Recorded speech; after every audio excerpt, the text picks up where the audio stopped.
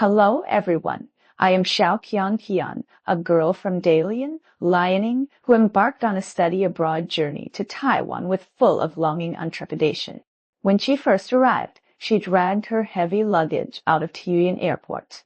What greeted her was not only a moist and warm sea breeze, but also an unprecedented sense of intimacy and freedom. The enthusiasm and temperature of this land quietly melted the uneasiness in her heart.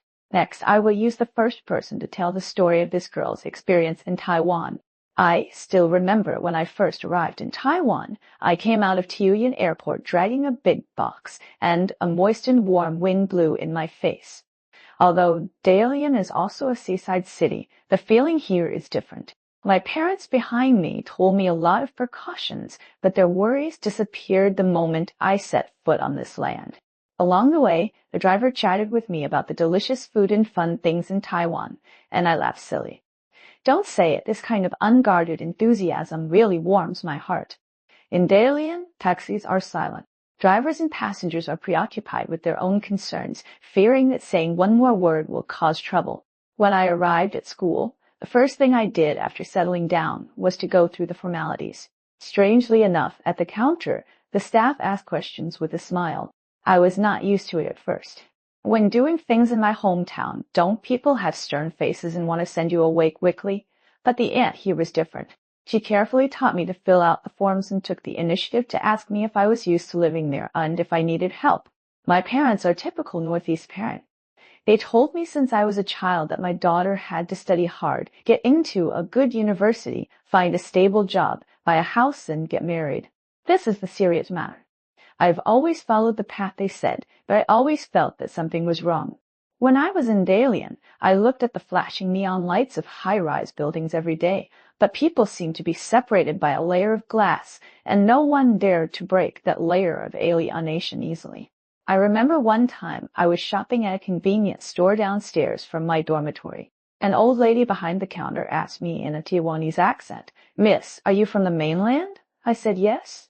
Her eyes lit up and she said, "Hey, we have a lot of students from the mainland here. They are all very well behaved and hardworking." Then she insisted on giving me an extra rice ball, saying it was a green gift. This unreserved kindness seemed incredible to me at the time, and the atmosphere in the classroom was even more eye-opening. In the first class, the teacher said that we would discuss the political development history of Taiwan. I was so scared that I broke out in a cold sweat, thinking that such a topic could be discussed openly in class. What surprised me even more was that the classmates argued heatedly. Some supported it, some opposed it, but no one would be targeted or isolated because of different opinions. At that time, I sat in the classroom like a wooden man, afraid that I would be called by the teacher to speak. He had a lot of ideas in my mind, but I didn't dare to say them. But my roommate, a girl from teaching, chattered all day long and dared to talk about any topic. She often said, "Hey, why are you so restrained? Just say whatever you want to say." Slowly, I also began to learn to express my own ideas. Although I still stuttered at the beginning, no one laughed at me. Instead, the teacher often encouraged me to keep talking. This feeling of being listened to and respected is something I never experienced when I was studying in mainland China. Every little bit of life is quietly changing me. For example, I found that students here do not blindly pursue scores. They pay more attention to thinking about problems and dare to question authority. Once in class, a classmate directly argued with the professor and said that his views were problematic. I was worried for him and thought that this was a disaster. Unexpectedly, the professor was not angry, but discussed with him seriously, and even praised his critical thinking in the end. On weekends, I like to go to Eslate bookstore to spend a whole day. The bookshelves there are full of various books, including politics, history, and society. The most amazing thing is that I can browse them at will without worrying about whether I will see any taboo content. There I read a lot of books that I could not get in the mainland for the first time, as if a new window was opened. I remember once I met a group of young people discussing social issues in a bookstore. As they talked, their voices became louder and louder. I thought they were going to quarrel. After the discussion, we went to drink milk tea together. This made me realize that different voices can coexist peacefully, and there is no need to distinguish right from wrong. My biggest change in Taiwan started from the photo shoot at the presidential palace. The weather was very good that day, and I made an appointment with a few classmates to visit. To be honest, I was quite nervous at first, fearing that there would be some rumor. But when we got there, the security uncle was smiling and chatting with tourists. The whole visit process was very relaxed, not as serious as I imagined. After the visit, the sun was shining, and my classmates and I took a lot of photos at the door, with the Taiwanese flag flying in the background. At that time, I was in a very good mood and didn't think much about it. I just posted it on Weibo and added a sentence. The scenery of freedom is so beautiful. Who would have thought that this post would not matter, but my account was blocked that night. At first, I thought my phone was broken, and I refreshed it many times, until my best friend sent me a private message saying that it might be because of the flag in the photo. I was angry and scared. I was angry that this could violate the rules, and I was afraid that I would implicate my family. My parents are old, and I don't want them to worry about me. I was feeling depressed when I met Aunt Jean in the library. She is an administrator. Her hair is gray, but she is in very good spirits. That day, I was alone in a corner, and she came over with a cup of hot tea and said, "Little sister, you seem to be depressed these days. You must be worried." I couldn't help it and told her everything I had encountered.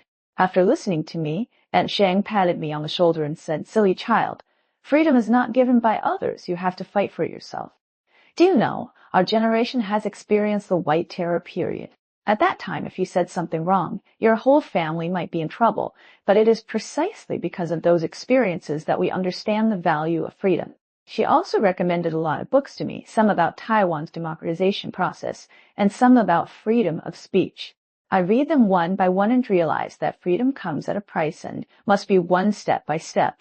On those bookshelves, the thick, historical records record the persistence and courage of countless people. The longer I stay in Taiwan, the more I feel that it is different here. For example, you can often see demonstrations on the streets, some against nuclear power, some for same-sex marriage. Everyone holds signs and shouts slogans, but the order is in good order. The police stand by and do not drive them away, but just maintain traffic. This kind of scene is unimaginable in mainland China. The discussion in class opened my eyes. Once when we discussed cross-strait relations, I plucked up the courage to share my experience. When I talked about the account being blocked, I was a little choked up.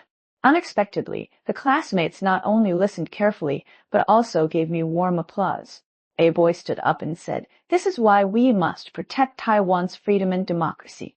At that moment, I was really moved, and the little changes in life were also affecting me.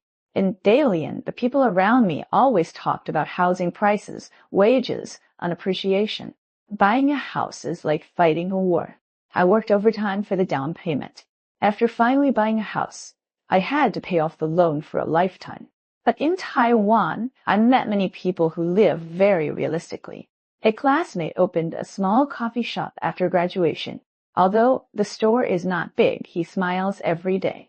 He said that being able to do what he likes is the greatest happiness. Another senior gave up her high-paying job in a bank and went to a remote mountainous area to be a teacher. She said that although the children there were poor, their eyes were particularly pure. Later, I re-registered a Weibo account, but I no longer refreshed it all day like before. The experience of being blocked made me see things more clearly. In Taiwan, I learned to look at the world with a more tolerant eye, and I also understood that happiness is not about how big the house is or how much money is in the bank, but whether you can freely pursue what you want in your heart. Every morning, I go to a breakfast shop near the school to eat. The boss lady is a Taiwanese aunt in her 50s. Every time she sees me coming, she will deliberately add extra poached egg and often chat with me. "What do you think happiness is?" While receiving her, she said, "I think being able to talk and laugh with the people around me and say whatever I want to say is the greatest happiness." A few days ago, I saw an old couple arguing on the side of the road. I was thinking about whether to go up and persuade them, and then I saw that they had finished arguing. The old lady left angrily, and the old man chased after her and shouted, "Okay, I was wrong. Let's go eat your favorite fried chicken, okay?" This scene moved me inexplicably. This is the most real life. Looking back now, my experience in Taiwan over the past 2 years has given me so many feelings. It has made me understand that freedom is not just the right to speak, but also a kind of calmness from the heart and happiness. It is not the high-paying job in the eyes of parents, nor is it the house and car, but the ability to be yourself and the freedom to choose your lifestyle. Every evening, I like to take a walk by the Tamsui River, watching the sunset, the bustling crowds coming and going, the street vendors shouting, the old people playing chess, and the children chasing and playing. Although such a life is ordinary, it is full of fireworks and the taste of freedom. This may be the answer I have been looking for. That's it for today's video. If you think what I said is interesting, please like and follow me. Your support is my biggest motivation to update. Thank you.